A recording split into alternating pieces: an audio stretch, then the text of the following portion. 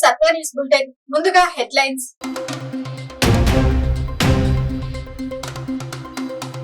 రాష్ట్రంలో అసెంబ్లీ ఎన్నికల నామినేషన్ల పర్వం. నామినేషన్ ర్యాలీలో కేటీఆర్ కు తప్పిన ప్రమాదం.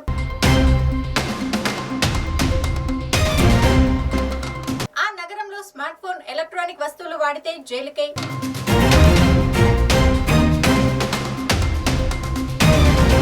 ఈ 3 దేశాలలో కూడా దీపావళి పండుగ.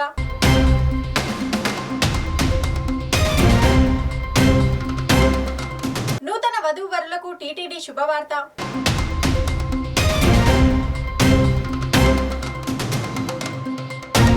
చందాలు వేసుకుని బ్రిడ్జ్ నిర్మాణం.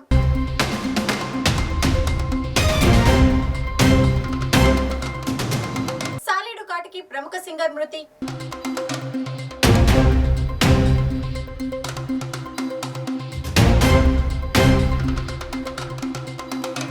నిజామాబాద్ జిల్లా ఆర్మూల్ జీవన్ రెడ్డి నామినేషన్ సందర్భంగా చేసిన ర్యాలీలో తప్పిన ప్రమాదం. ప్రచార వెహికల్ డ్రైవర్ అకస్మాత్తుగా బ్రేక్ వేయటంతో వాహనం పైన ఏర్పాటు చేసిన రీలింగ్ పై నుండి తూలిపడ్డ కేటీఆర్, సురేష్ రెడ్డి, జీవన్ రెడ్డిలు. వాహనం పై నుంచి పూర్తిగా పడిపోయిన జీవన్ రెడ్డి, సురేష్ రెడ్డి కేటీఆర్ ను గన్మ్యాన్ గట్టిగా పట్టుకోవటంతో నేలపైకి పడిపోకుండా ఆపగలిగారు.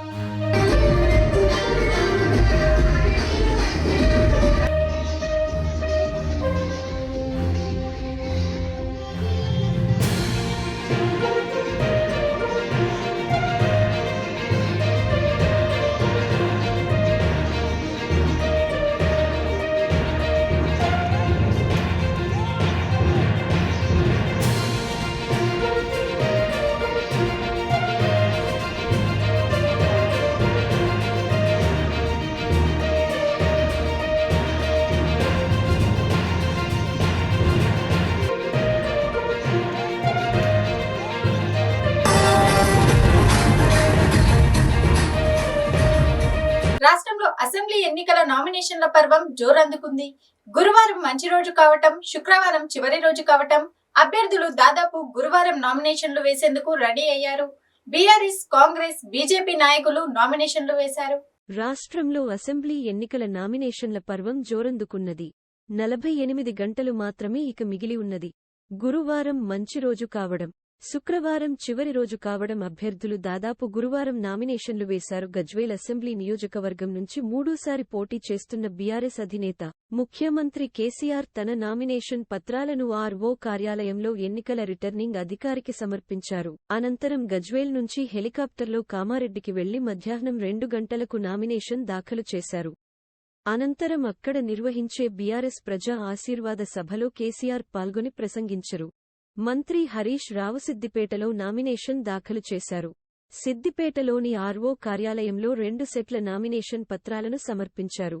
అంతకుముందు సిద్దిపేట వెంకటేశ్వర స్వామివారి ఆలయంలో మంత్రి హరీష్ రావు ప్రత్యేక పూజలు చేశారు. స్వామివారి సన్నిధిలో నామినేషన్ పత్రాలపై సంతకాలు చేశారు. సిరిసిల్ల నియోజకవర్గం నుంచి ఎన్నికల బరిలో ఉన్న బీఆర్ఎస్ వర్కింగ్ ప్రెసిడెంట్ మంత్రి కేటీఆర్ తన నామినేషన్ పత్రాలను ఎన్నికల రిటర్నింగ్ అధికారికి సమర్పించారు. సిరిసిల్ల నుంచి కేటీఆర్ 5వ బరిలో నిలిచారు. బీఆర్ఎస్ అభ్యర్థి ఎంపీ కొత్త ప్రభాకర్ రెడ్డి దుబ్బాకలో నామినేషన్ దాఖలు చేశారు. సికింద్రాబాద్ యశోద హాస్పిటల్ నుంచి అంబులెన్సులో దుబ్బాకకు చేరుకున్న ఆయన వీల్ చైర్లో వెళ్లి ఆర్ఓ కార్యాలయంలో నామినేషన్ పత్రాలను సమర్పించి బీఆర్ఎస్ అభ్యర్థి బాల్క సుమన్ మంచిర్యాల జిల్లా చెన్నూరు పట్టణంలోని ఆర్ఓ కార్యాలయానికి వెళ్లి నామినేషన్ దాఖలు చేశారు. సూర్యాపేట బీఆర్ఎస్ అభ్యర్థి మంత్రి జగదీష్ రెడ్డి గురువారం ఉదయం సూర్యాపేట పట్టణంలోని శ్రీ వెంకటేశ్వర దేవాలయంలో కుటుంబ సభ్యులతో కలిసి నామినేషన్ పత్రాలతో ప్రత్యేక పూజలు చేశారు. అనంతరం నామినేషన్ దాఖలు చేశారు. మెహబూబ్ నగర్లో మంత్రి శ్రీనివాస్ గౌడ్ తన నివాసం నుంచి భారీ ర్యాలీగా బయల్దేరి ఆర్ఓ కార్యాలయంలో నామినేషన్ పత్రాలను సమర్పించారు. ఖమ్మం జిల్లా మదిర నియోజకవర్గానికి సీఎల్పీ నేత భట్టి విక్రమార్క నామినేషన్ వేయడానికి మదిర రిటర్నింగ్ కార్యాలయానికి భారీ ఎత్తున పార్టీ కార్యకర్తల అభిమానులతో కలిసి ఆయన వెళ్లి నామినేషన్ వేశారు. సంగారెడ్డి పట్టణంలోని ఆర్డీఓ కార్యాలయంలో సంగారెడ్డి నియోజకవర్గ బీఆర్ఎస్ పార్టీ ఎమ్మెల్యే అభ్యర్థిగా చింత ప్రభాకర్ రిటర్నింగ్ అధికారికి నామినేషన్ పత్రాలను అందజేశారు. అమెరికాలోని ఓ నగరంలో సెల్ ఫోన్ పై నిషేధం అమలులో ఉంది. వెస్ట్ ఆఫ్ అమెరికాలోని వర్జీనియాలోని పోకాహోంటాస్ కౌంటీలో ఉన్న గ్రీన్ బ్యాంక్ సిటీలోని ప్రజలు సాంకేతికతను ఉపయోగించారు. ఈ నగరంలో నివసించే ప్రజలు మొబైల్, టీవీ, రేడియోలను ఉపయోగించారు. ఈ పరికరాలు ఈ నగరంలో పూర్తిగా నిషేధించబడ్డాయి. ఇక్కడ నివసించే వారు ఎలక్ట్రానిక్ వస్తువులు వినియోగిస్తే జైలుకు వెళ్లాల్సి వస్తుంది.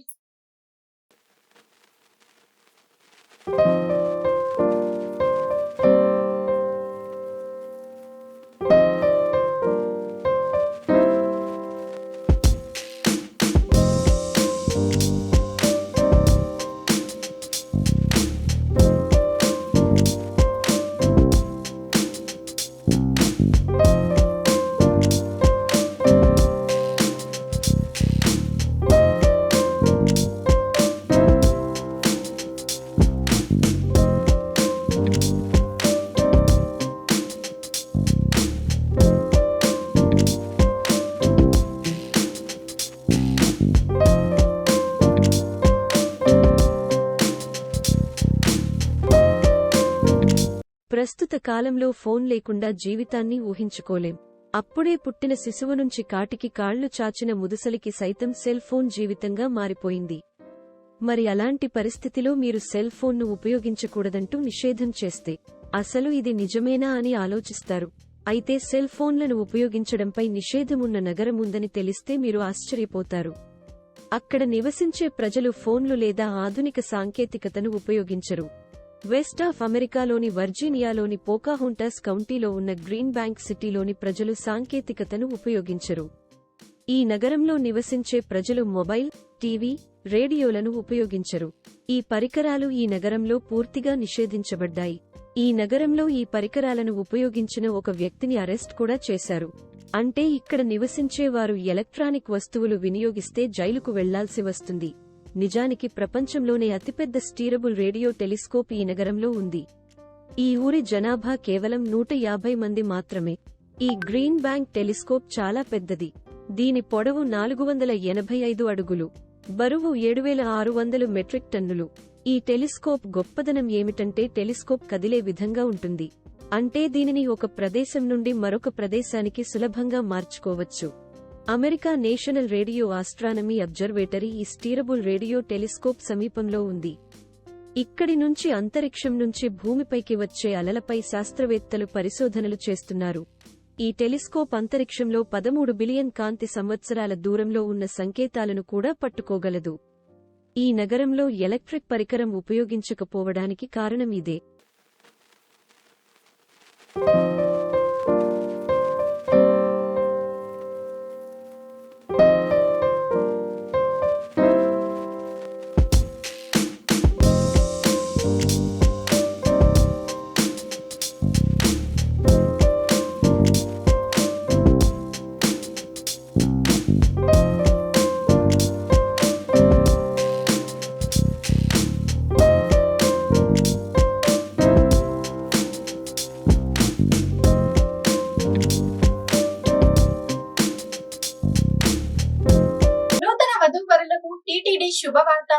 నూతన వధూవరులకు టీటీడీ శుభవార్తను అందజేసింది.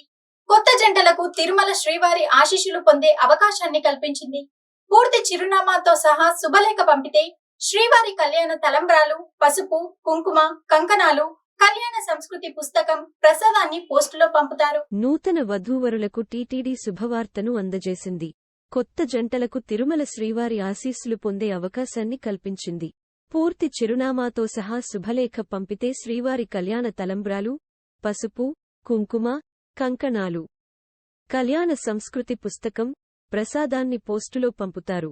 గతంలోనే ఈ విధానం అమల్లో ఉండగా కరోనా కారణంగా టీటీడీ నిలిపివేసింది. ఇప్పుడు ఈ విధానాన్ని పునఃప్రారంభించారు. Sri Venkateswaraswamy, EO office, TTD administration building, KT road, Tirupati -5,17,501 అనే చిరునామాకు నూతన వధూవరుల వివరాలను పంపాలి. వివాహ ముహూర్తానికి నెల రోజుల ముందుగా వాటిని పంపాల్సి ఉంటుందని టీటీడీ పేర్కొన్నది. చెడుపై మంచి సాధించిన విజయానికి గుర్తుగా ప్రజలు దీపావళి పండుగను జరుపుకుంటారు. దీపావళి పండుగను భారతదేశంలోనే కాకుండా ప్రపంచ వ్యాప్తంగా అత్యంత వైభవంగా జరుపుకుంటారు. దీపావళి పండుగను చాలా ప్రత్యేకమైన రీతిలో జరుపుకునే ప్రపంచంలోని ఆ దేశాల గురించి తెలుసుకుందాం. దీపావళి హిందువులు జరుపుకునే అతిపెద్ద పండుగల్లో ఒకటిగా పరిగణించబడుతుంది. ప్రజలు ఏడాది పొడవునా ఈ పండుగ కోసం ఎదురుచూస్తుంటారు. దీపావళి రోజున రాముడు అయోధ్య నగరానికి తిరిగి వచ్చాడు. ఆయన రాకను పురస్కరించుకుని ప్రజలు దీపాలు వెలిగించి స్వాగతం పలికారు. ఈ పండుగ రోజున భారతదేశం మొత్తం దీపాల వెలుగుతో ప్రకాశిస్తుంది. ముఖ్యంగా అయోధ్యలో దీపావళి రోజు భిన్నంగా ఉంటుంది. ఇక్కడ లక్షల దీపాలు ఏకకాలంలో వెలుగుతాయి. దీపావళి పండుగను భారతదేశంలోనే కాకుండా ప్రపంచవ్యాప్తంగా అత్యంత వైభవంగా జరుపుకుంటారు. దీపావళి పండుగను చాలా ప్రత్యేకమైన రీతిలో జరుపుకునే ప్రపంచంలోని ఆ దేశాల గురించి ఈ రోజున తెలుసుకుందాం. జపాన్. ఈ దేశంలో దీపావళిని చాలా విభిన్నంగా జరుపుకుంటారు. ఇక్కడ ప్రజలు దీపావళి పండుగను తోటలకు వెళ్లి జరుపుకుంటారు. జపాన్ ప్రజలు దీపావళి రోజున దీపాలకు బదులుగా రంగురంగుల లాంతర్లను ఉపయోగిస్తారు. చెట్లను అలంకరిస్తారు. ఇలా చేయడం వల్ల ఇంట్లో సంతోషం, శ్రేయస్సు, పురోభివృద్ధి కలుగుతుందని జపాన్ ప్రజలు నమ్ముతారు. ఇక్కడ దీపావళి రోజున ప్రజలు రాత్రంతా నృత్యం చేసి పండుగను ఆనందిస్తారు. మలేషియా. ఈ దేశంలో దీపావళిని హరి దీపావళి అని పిలుస్తారు. మలేషియాలో కూడా ప్రజలు దీపావళి పండుగను అత్యంత వైభవంగా జరుపుకుంటారు. అయితే ఇక్కడ హిందూ జనాభా మాత్రమే దీపావళి పండుగను జరుపుకుంటారు. గణాంకాల ప్రకారం మలేషియా మొత్తం జనాభా దాదాపు 3.5 కోట్లు. ఇందులో మొత్తం హిందువుల జనాభా దాదాపు 21 లక్షలు. ఇక్కడ ప్రజలు తమ ఇళ్ల వెలుపల కొవ్వొత్తులను, దీపాలను వెలిగిస్తారు. మలేషియాలో దీపావళి రోజున ముందుగా శరీరానికి నూనె రాసుకుని స్నానం చేస్తారు. శ్రీలంక. ఈ దేశం రామాయణ కాలంతో ముడిపడి ఉంది. శ్రీలంకలో భారీ సంఖ్యలో హిందూ ప్రజలు నివసిస్తున్నారు. ఇక్కడ ప్రజలు లాంగ్ క్రియోంగ్ పేరుతో దీపావళిని జరుపుకుంటారు. ఇక్కడ దీపావళి పద్ధతి కొద్దిగా భిన్నంగా ఉంటుంది. ప్రజలు దీపాలలో కొవ్వొత్తులు, నాణెం, ధూపం ఉంచుతారు. దీనిని ప్రవహించే నది నీటిలో వదులుతారు.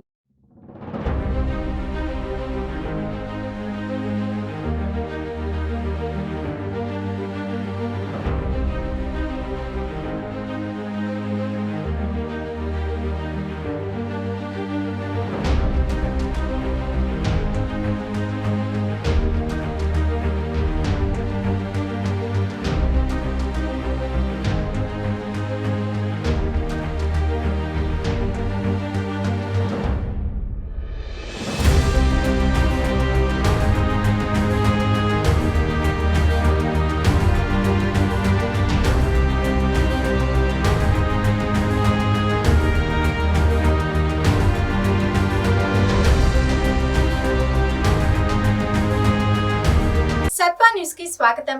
కర్ణాటకలోని బాగల్కోట్ జిల్లా జమఖండి తాలూకా కంకన్వాడి గ్రామంలో దాదాపు 300 మంది జనాభా ఉంటారు. రాష్ట్రంలో గత కొన్ని దశాబ్దాలుగా కాంగ్రెస్, బీజేపీ, జేడీఎస్ ప్రభుత్వాలు మారాయి, నాయకులు మారారు.